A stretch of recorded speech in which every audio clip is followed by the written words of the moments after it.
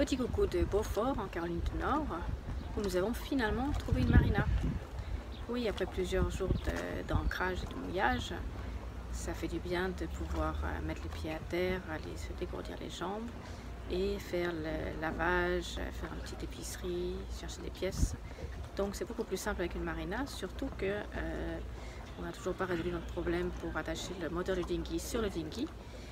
Donc on ne peut pas s'en servir si ce n'est à la rame.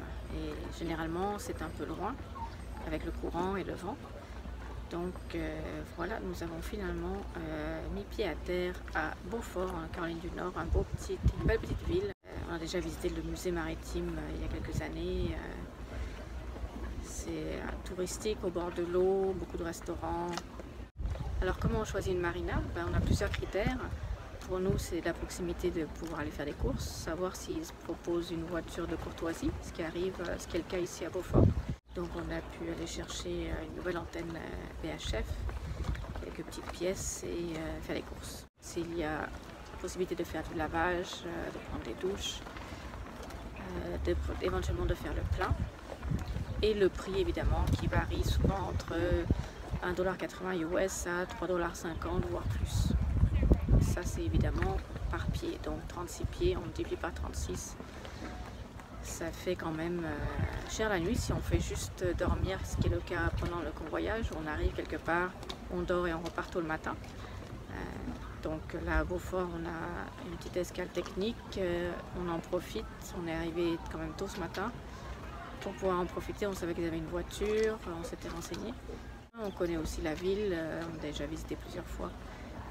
Donc c'est une agréable escale, pas prévue, on pensait passer tout droit. Mais on a eu des petits soucis d'eau ces derniers jours, on a de l'eau dans les fonds du bateau et on a du mal à trouver d'où ça vient. Donc on a finalement vidé la tank à eau douce, donc notre réservoir d'eau douce. Et pour découvrir qu'il y avait un patch qui était en train de partir en morceaux, un patch dont j'avais pas connaissance. Donc on espère que c'est la source de nos problèmes et dès que ça c'est réglé, on va pouvoir refaire le patch, remplir à nouveau et reprendre un cours de vie plus normal. On a quand même bien avancé ces 3 derniers jours, mais on a eu quelques petites émotions parce que c'est jamais agréable d'avoir de l'eau à l'intérieur. En voilier, c'est sûr qu'on veut avoir l'eau à l'extérieur, pas nécessairement à l'intérieur. Puis la veille, on est parti très tôt de Wrightsville. On avait des ponts à franchir. En fait, en 2013, quand on était passé, il y avait 4 ponts entre Wrightsville et Swansboro. Mais maintenant, il n'y en a plus que 2 qui sont à faire ouvrir, les 2 autres étant des ponts à 65 pieds de hauteur, donc on passe dessous sans problème. Voilà pour la petite histoire. Sur ce, je vous souhaite une excellente soirée et je vous dis à demain. Bye bye!